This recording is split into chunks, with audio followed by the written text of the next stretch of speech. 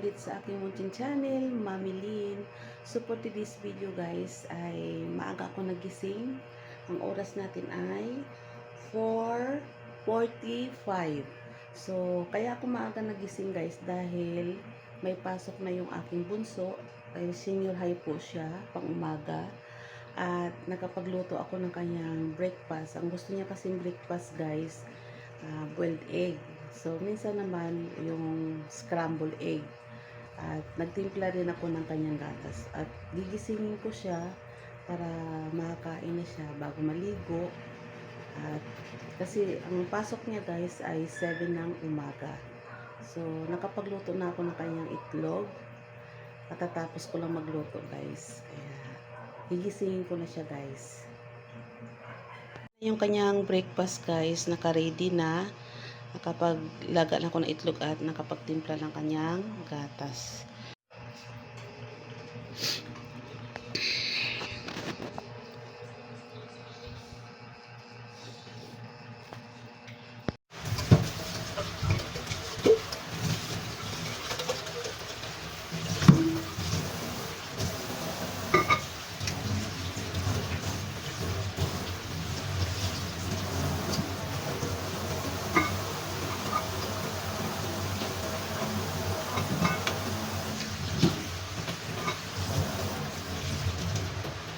Guys, ihatid ko lang yung bulso ko sa kanto para isakay ko siya ng e-bike papunta sa kanyang school. Ihatid ko lang sa kanto guys. Antay ko lang siya matapos mag-bis. Papasok na si bunso sa school. Ihatid ko muna siya guys sa kanto. Ay, ito tumbler mo. Yan, ihatid ko muna siya guys.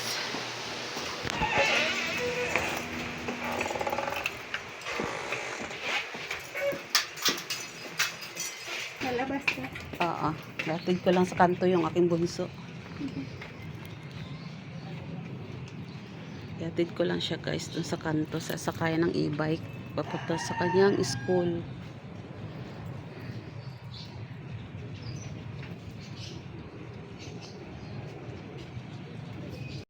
Nauna na yung kanyang kaklase.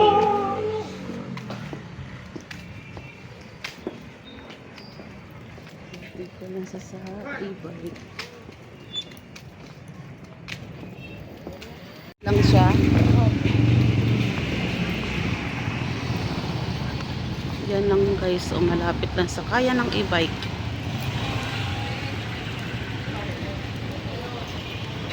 Bakit siya naglakad may ano naman e-bike? Bakit siya naglakad? May e-bike naman. Ay wala pa si Kuya Joel. Yan, marami rin estudyanteng nag-aabang na sasakyan.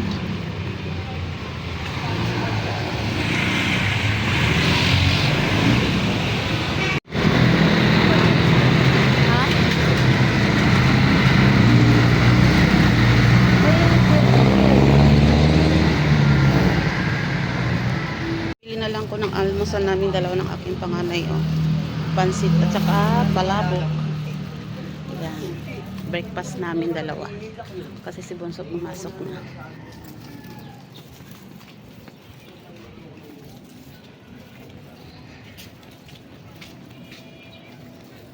Breakfast tayo bago tayo maglinis ng bahay. Almusal muna tayo guys ng bihon. Ito yung nabili kong breakfast namin ng aking panganay kasi yung panganay ko guys, August pa kasi yung kanyang pasok. So, ito sa kanya palabok. Tulog pa naman siya. So, kain muna ako ng pansit bago ako maglinis.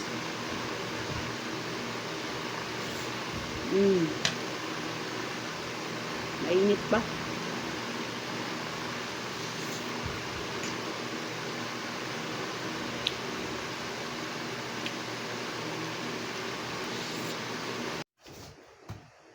So, ngayon guys ay magligpit ako ng kanyang higaan at magpapalit ako ng mga punda at widget. So, magligpit muna tayo ng kanyang mga kalat-kalat.